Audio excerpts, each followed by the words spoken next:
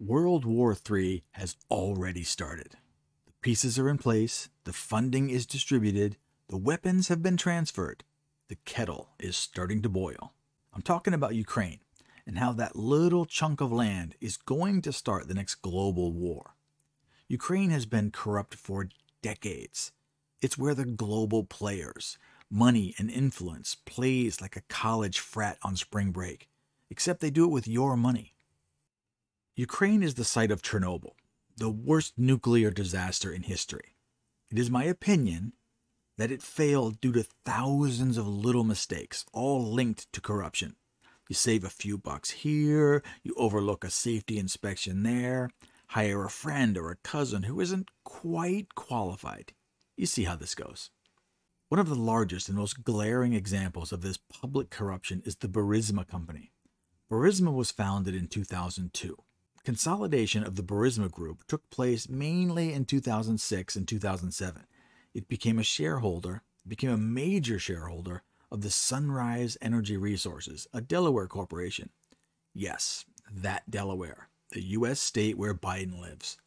In 2014, Burisma signed a cooperation agreement with Kazmunagas, the national oil and gas company of Kazakhstan, the same Kazakhstan where U.S. forces, or the CIA, depending on who you ask, have destabilized the country and basically sent it back to the Stone Age.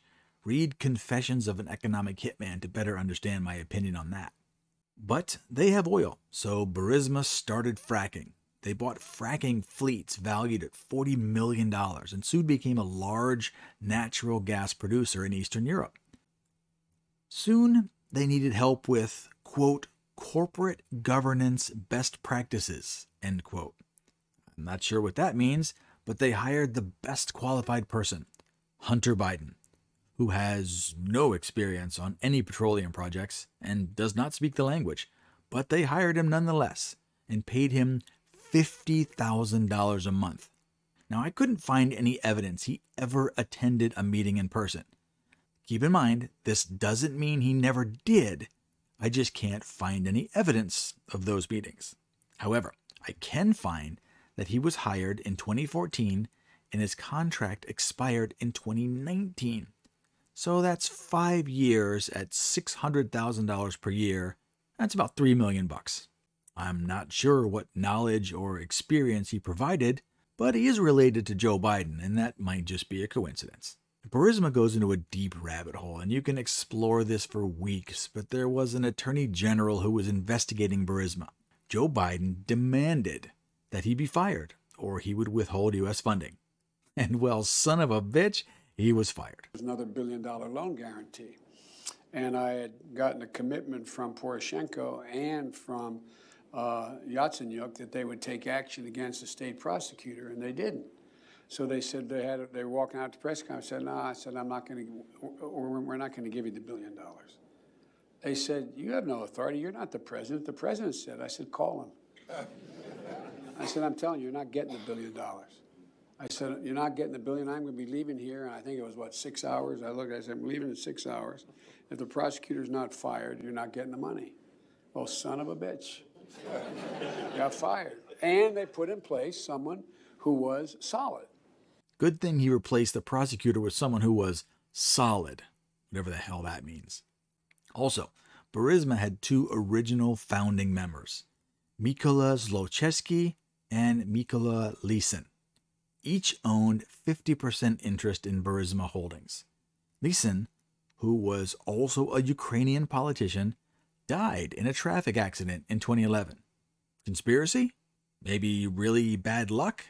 You decide. Okay, there are hundreds of examples of corruption in Ukraine. If you're interested, go take a look. It could go on forever.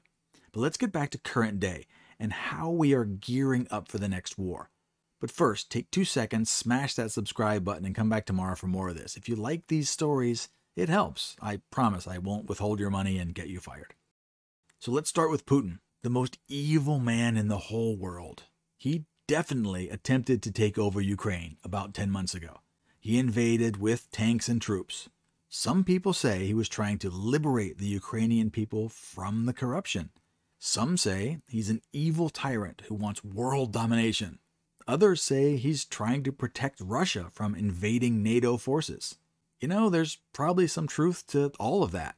NATO has been building up forces on every border with Russia.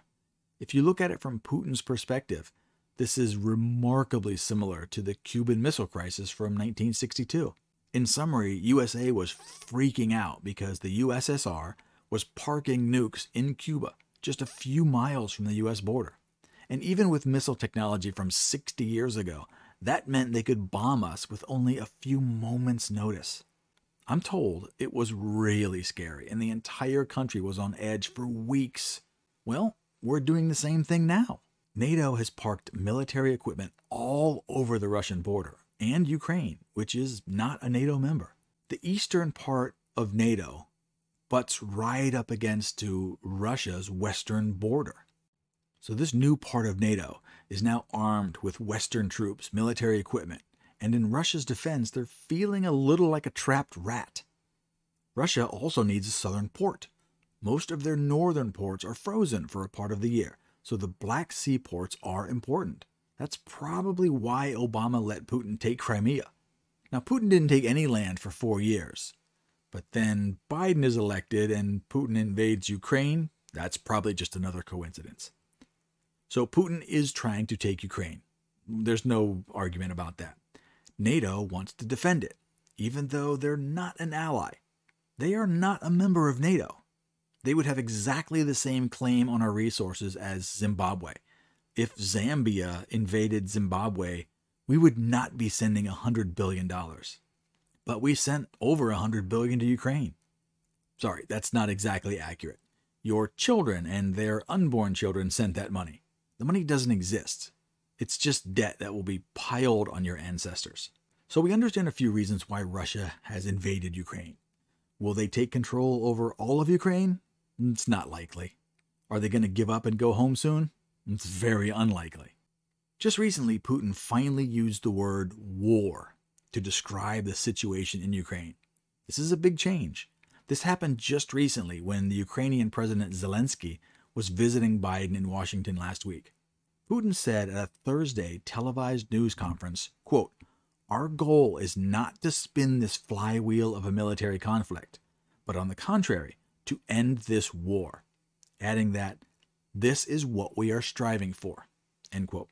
He said this in response to Zelensky asking Biden and Congress to authorize tanks, warplanes, and longer-range missiles while talking up future victory.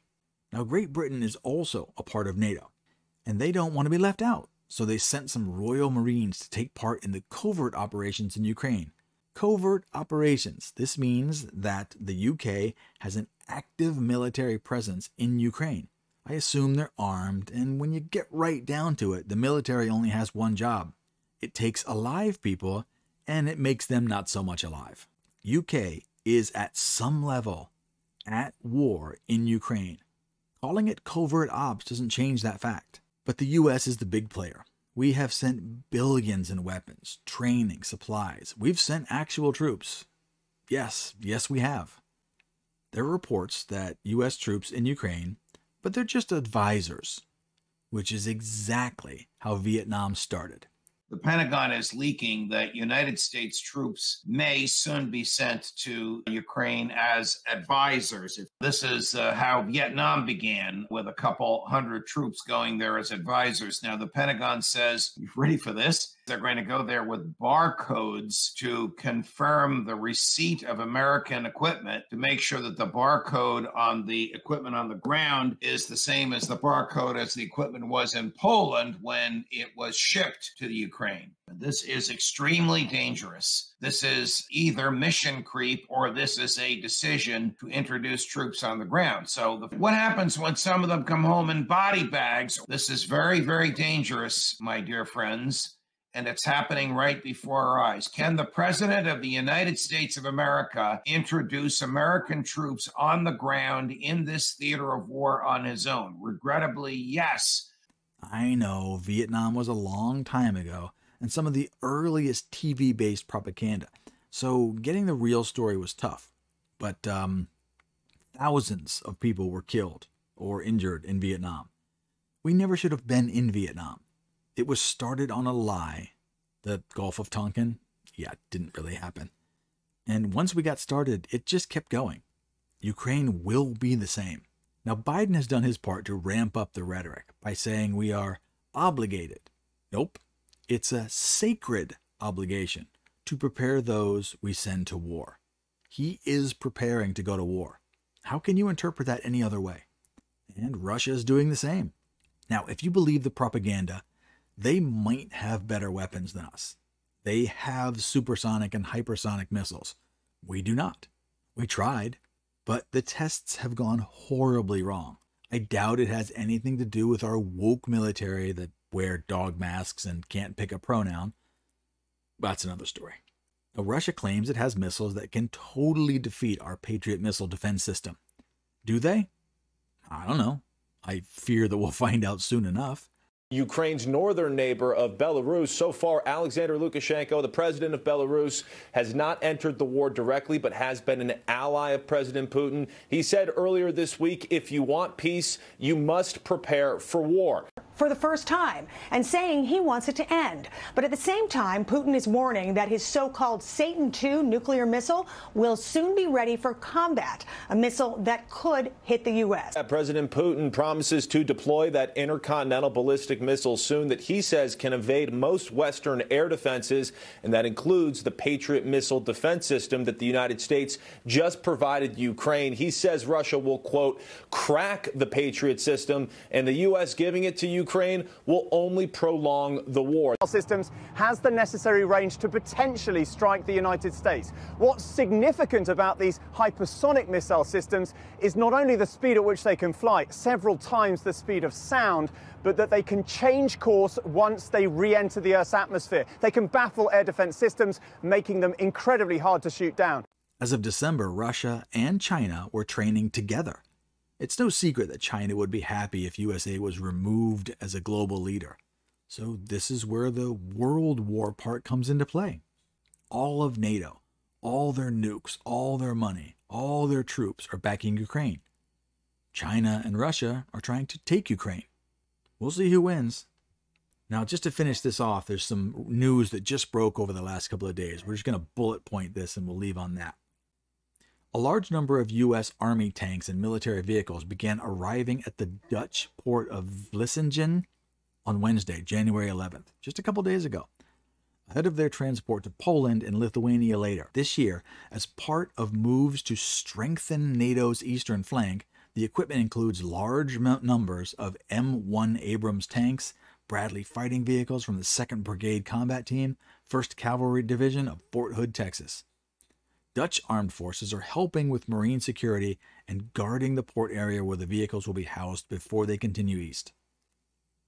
Also, this morning, Russian Navy ships and submarines left their base in Novorossiysk, I don't know, we'll pretend that's the correct pronunciation, in the Black Sea, en masse. This is highly unusual and may indicate ongoing operations. Sources seen by Naval News confirm the exodus. The group included the Project 11711 Ivan Gren-class landing ship, Pyotr Morg... who gives a crap? The largest amphibious ship in the Black Sea. It also contained all 3 Project 636.3 improved Kilo-class submarines. Okay, landing vessels, amphibious ships, and submarines were all at this base, and now they're gone on mission. Okay, that's probably a big thing. The United States will continue to enhance its joint defense readiness with South Korea and Japan by conducting additional joint military exercises against growing North Korean threats. North Korea, China, Russia, those are all in that whole training area with Japan and South Korea. This is a ramp up for sure. Putin has appointed the current Chief of General Staff, General Gerasimov, as the head of all Russian forces in the SMO. This is one more indicator that the big offensive will be launched sooner rather than later. Okay, Putin's putting his generals in place, getting the command line in order. This is what you do when you're getting ready to go to war. China on Thursday delivered the world's first seaborne drone carrier. Capable of operating on its own, the unmanned carrier will be controlled remotely and navigate autonomously in open water. It'll undertake marine scientific research and other observations. That sounds like air support and reconnaissance to me. Go ahead and interpret that how you wish. Sweden, not to be left out. Sweden's government is taking steps to reactivate civil conscription in the latest move to shore up its defense capabilities in the wake of Russia's war against Ukraine. Every single firing pin in the NZ Defense Force's 9040 new infantry rifles have been replaced after a number of the rifles broke when the weapon was brought into service. The new weapon is based on the M16 AR-15 type weapon and was intended to double the range effectiveness, firing out to 600 meters. Okay, so we're retrofitting and getting all of our rifles ready for war. And they upgraded so they can shoot people further away. But I'm sure they're doing this just for fun, right? No reason here. The liberation of Soledar was completed on the evening of January 12th, the Russian defense minister said during its daily briefing. The MOD added that the town is, quote, important for the continuation of successful offensive actions. So now we're definitely saying they're going to do more offensive actions. So troops are already on the ground. Tanks are in place. All we need is one little skirmish, one little misunderstanding, one little false flag, and it's on. We will be at war before summer unless something unprecedented happens. At this point, I'm guessing we go hot with this war, and the only thing that can stop it will be a UFO. I mean, if an alien ship lands on the White House lawn or in front of the Kremlin to make it stop, then we'll stop the war. Other than that, it's green lights all the way. Hey, if you made it this far, good for you. What do you think? Am I way out on a limb? Or do the pieces add up? Slap a like button, leave a comment. I'm going to go feed my chickens and play with my dogs.